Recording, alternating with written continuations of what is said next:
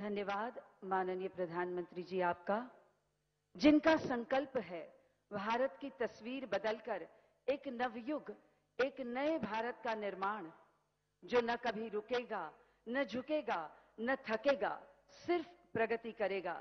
ऐसे आत्मनिर्भर Bharat, new India के स्वप्न दृष्टा माननीय प्रधानमंत्री जी श्री नरेंद्र मोदी जी को सादर आमंत्रित करते हैं आपके संबोधन के लिए।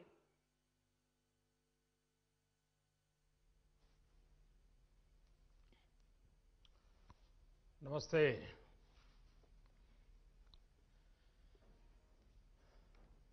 અમદાવાદ અને સુરતના બધા લોકો હવે ઉધિયા જલેબીમાંથી નવરા પડ્યા હશે.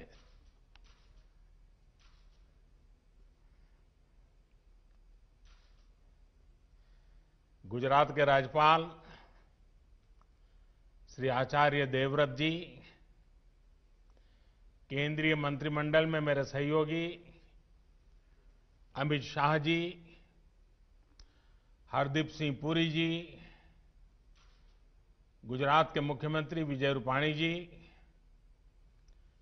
गुजरात सरकार के मंत्रीगण, सांसद और विधायकगण, अहमदाबाद और सूरत के मेरे प्यारे भाइयों और बहनों, उत्तरायण की शुरुआत में आज अहमदाबाद और सूरत को बहुत ही अहम उपहार मिल रहा है। देश के दो बड़े व्यापारिक केंद्रों अहमदाबाद और सूरत में मेट्रो इन शहरों में कनेक्टिविटी को और मजबूत करने का काम करेगी। कल ही केवड़िया के लिए नए रेल मार्ग और नई ट्रेनों की शुरुआत हुई है। अहमदाबाद से भी आधुनिक जनशताब्दी एक्सप्रेस अब केवड़िया तक जाएगी। इस शुभारंभ के लिए मैं गुजरात के लोगों को बहुत बहुत शुभकामनाएं देता हूं, बधाई देता हूं। बहनों, आज 17,000 करोड़ रुपए से ज्यादा के इंफ्रास्ट्रक्चर का काम शुरू हो रहा है। 17,000 करोड़ रुपए। ये दिखाता है कि कोरोना के इस काल में भी नए इंफ्रास्ट्रक्चर के निर्माण को लेकर देश के प्रयास लगातार बढ़ रहे हैं। बीते कुछ दिनों में ही देश भर में हजारों करोड़ रुपए के इंफ्रास्ट्रक्चर प्रोजेक्ट का या तो लोकार्पण किया गया है या फिर नए प्रोजेक्ट्स पर काम शुरू हुआ है।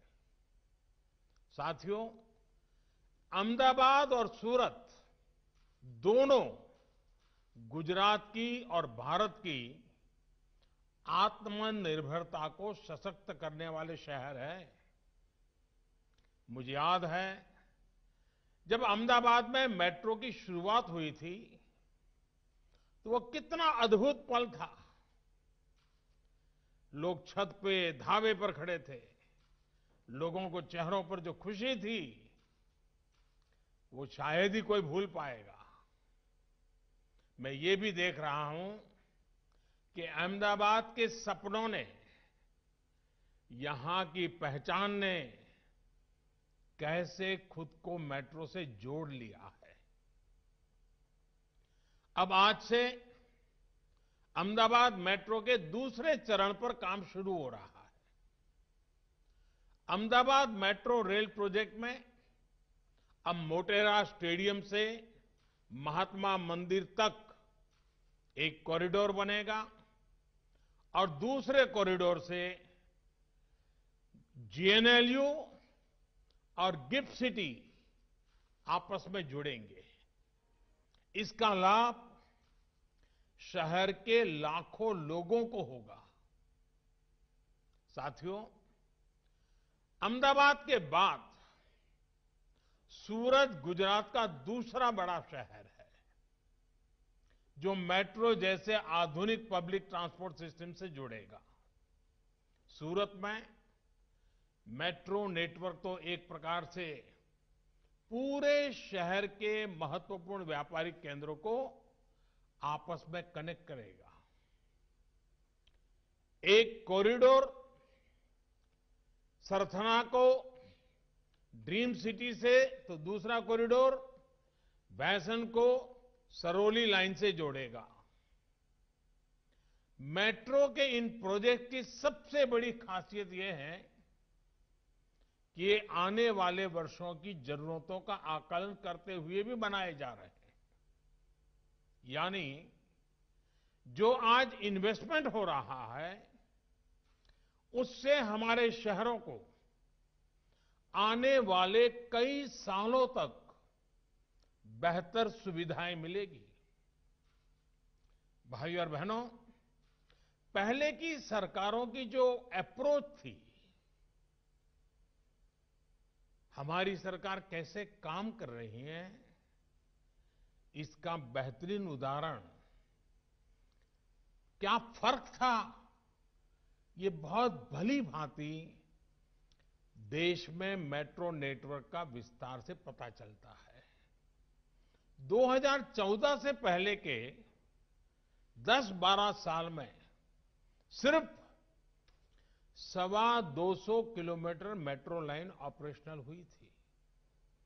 वहीं बीते 6 साल में 450 किलोमीटर से ज्यादा मेट्रो नेटवर्क चालू हो चुका है। इस समय देश के 27 शहरों में 1000 किलोमीटर से ज्यादा के नए मेट्रो नेटवर्क पर काम चल रहा है। साथियों, एक समय था जब हमारे देश में मेट्रो के निर्माण को लेकर कोई आधुनिक सोच नहीं थी। देश की कोई मेट्रो पॉलिसी भी नहीं थी। नतीजा ये हुआ कि अलग अलग शहरों में अलग अलग तरह की मेट्रो, अलग अलग तकनीक और व्यवस्था वाली मेट्रो बनने लगी। दूसरी दिक्कत ये थी कि शहर के बाकी ट्रांसपोर्ट सिस्टम का मेट्रो के साथ कोई तालमेल ही नहीं था। आज हम शहरों के ट्रांसपोर्टेशन को एक इंटीग्रेटेड सिस्टम के तौर पर विकसित कर रहे हैं। यानी बस, मेट्रो, रेल सब अपने अपने हिसाब से नहीं दौड़े, बल्कि एक सामूहिक व्यवस्था के तौर पर काम करें, एक दूसरे को पूरक बने। यहां अहमदाबाद मेट्रो में ही जो नेशनल कॉमन मोबिलिटी कार्ड, जब मैं वहां आया था, लॉन्च हुआ था, वो भविष्य में इस इंटीग्रेशन में और मदद करने जा रहा है। साथियों, हमारे शहरों की आज की क्या जरूरत है और आने वाले 10-12 सालों में क्या जरूरत होगी, इस विजन को लेकर हमने काम शुरू किया। अब जैसे सूरत और गांधीनगर को ही ले लीजिए। 2 दशक पहले सूरत की चर्चा इसके विकास से भी ज्यादा प्लेग जैसी महामारी के लिए होती थी। लेकिन सूरत वासियों में सभी को गला लगाने का जो स्वाभाविक गुण है, उसने स्थितियों को बदलना शुरू कर दिया।